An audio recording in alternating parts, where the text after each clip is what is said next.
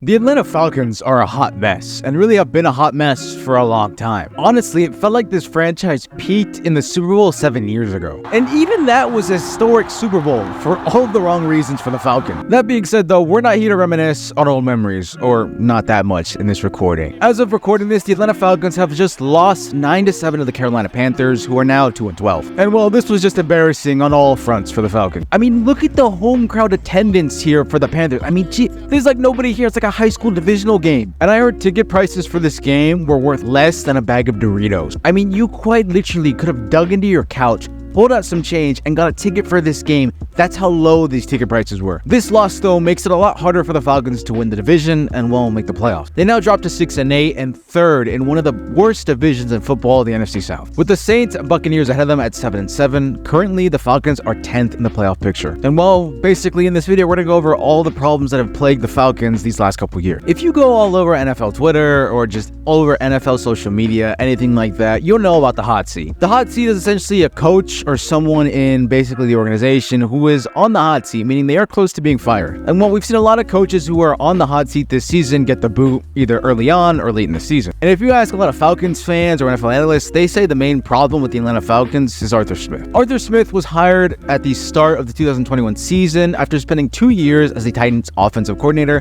before that working various different jobs on both sides of the ball. His best season came in 2020 when the Titans went 11-5 and lost in the wild card to the Ravens that season. This is what led him getting the Falcons job. It was his first time ever being a head coach, and the Falcons were kind of in a rough spot. During his first year as the Falcons head coach, they went 7-10 and were alright. They were really nothing special. This was Matt Ryan's last year as the Falcons starting quarterback. And honestly, it was a kind of wonky season for pass catchers as well. Their leading receiver was a rookie, Kyle Pitts. Pitts was drafted in the early first round of the NFL draft that season, and despite being a tight end, many considered him to be more of a receiver than really a tight end. It was almost like just a label at that. And well, Kyle Pitts kind of proved that. It was his first 1,000-yard season, and he actually went to the Pro Bowl for this year. He did only have about one touchdown, and that was overseas, but either way, it was very good from Kyle Pitts to start his rookie year. Russell Gage, Cordell Patterson, and Olamide Zaccheaus were the three next best receivers in yards that season, with Cordell Patterson being the leading rusher in the backfield that year. The Falcons' highest sack player that season had 4.5 sacks, with two players tied for the most interceptions being 3. Really what I'm getting at here is that it was an okay start for Arthur Smith at his first year as a head coach. His first offseason, though, was actually really big for the Falcons franchise. That offseason, the Falcons traded Matt Ryan to the Colts and brought in Marcus Mariota to be their starting quarterback that year. Mariota had spent time with the Tennessee Titans and Arthur Smith, and they really felt like the connection there could really get Mariota at his best. At that point, though, Mariota had not played really since Tennessee. He was a backup for the Raiders and came in certain scenarios where they would put Derek Carr at wideout and have Mariota run the ball. What was interesting, though, is that the Falcons also drafted a quarterback in the draft that year, Desmond Ritter out of Cincinnati, who we will talk about later. But their biggest selection that draft was Drake London, wide receiver out of USC. London was the first receiver taken off the board in a frankly loaded wide receiver class. Now, it was pretty clear from the pass catchers the year before that the Falcons needed a number one guy. Their number one guy, Calvin Ridley, had sat out most of the year due to personal reasons and then was then suspended for gambling by the NFL for the entire 2022 season. Now, let's say they really hadn't had a number one since Julio Jones, who they lost the year before to the Titans. So Drake London was drafted to step into that number one role and be the number one weapon for Marcus Mariota. London actually put up very good numbers as a rookie. He had over 866 yards, 74 receptions with 4 touchdowns. And the Falcons had a lot of bright spots from their draft. They drafted running back Tyler Algier out of BYU in the later rounds, and he broke out, putting up over 1,000 yards in his first year as a rookie, along with 3 touchdowns. But this season didn't go picture perfect. One of the biggest problems was the quarterback play. Marcus Mariota was alright, but frankly below average.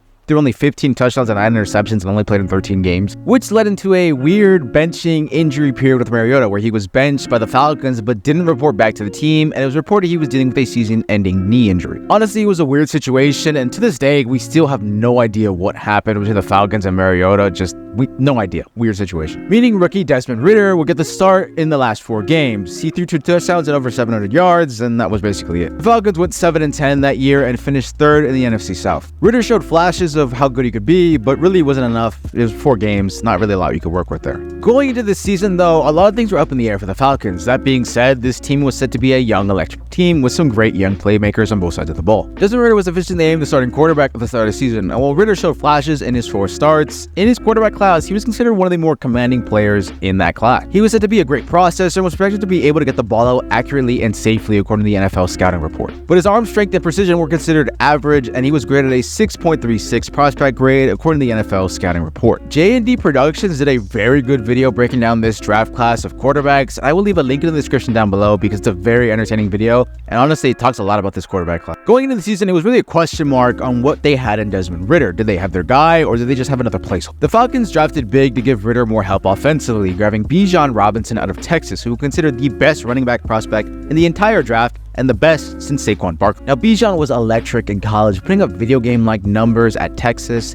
and adding him to this young Falcons team felt like a great opportunity to help the Falcons take command of an NFC South that was wide open. So far, Ritter this season is 20th in passing yards and 24th and 6th in passing touchdowns and interceptions. Ritter has currently over 2,500 passing yards, 10 touchdowns and 10 interceptions according to PFF, and is graded his season play at a 50.9. There's no doubt that Desmond Ritter has struggled this year, and whether that's offensively or schematically, or it's just because he's really not that guy at quarterback right now. The Falcons are currently grading on the 16th spot offensively and 13th overall, with 258 points scored, making them 26th in the league in that stat. So where am I going with this? Well, my exact point is offensively, this team is bad, and I just don't think Ritter is that guy, but I also think Arthur Smith is not that guy either. Arthur Smith is very spotty with the way he gets his guys involved. A lot of the times, one of these three core guys has a good game, with the rest kind of suffering because they don't really get the opportunity to use them. At the end of the day, it really shouldn't matter which star gets involved. This is the NFL. That's probably the rebuttal to this. It's the NFL. It doesn't matter how you win, it's just how you win at the end of the day.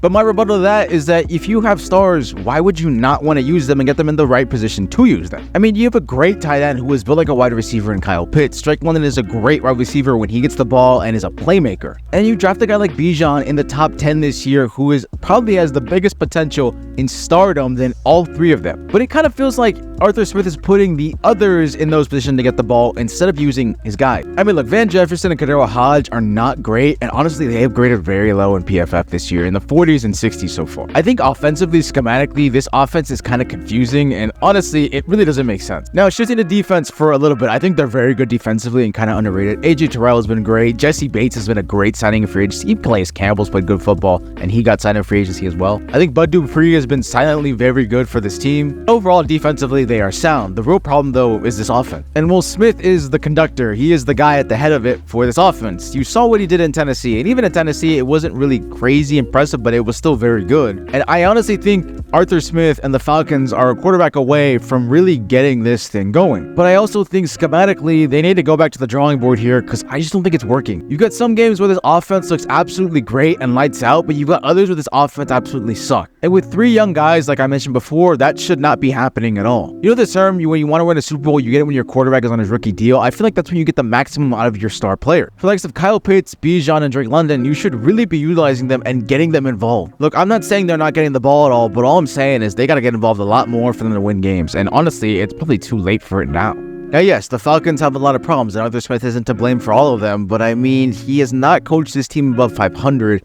ever. And well, the Falcons have not been good, and this is a point where the NFC South is basically still wide open. You've got the Bucks who run this division right now, right? And even last year, they didn't really run it. You get the Saints who are I mean, they're not really a contender, but they also are. They are also very spotty as well. All it takes is for one good team to really lock down this division and be good, and automatically they get into the playoffs, and the Falcons are not that. And I don't think Arthur Smith can really get them there. I just, on paper, I don't think they can. The records show it, the numbers show it, the stats show it. And honestly, I think he is the guy on the hot seat now since Brandon Staley got fired. Look, if in terms of replacing him, I think like a guy like Ben Johnson could be a hot product for a lot of teams, will be a hot product for the Falcons. I think they really are a quarterback away. They've got a good offensive line, a good defense that, could use some improvements, but honestly, on paper, not bad. You bring in a guy like Ben Johnson who has taken this Lions offense and brought it to new heights. I think this offense can soar, and I think if you get a new quarterback with any of the many that are coming out of this draft class, you're really set. That being said, the Falcons' next 3 games are as followed. At home against the Colts, who have been playing very good football as of late,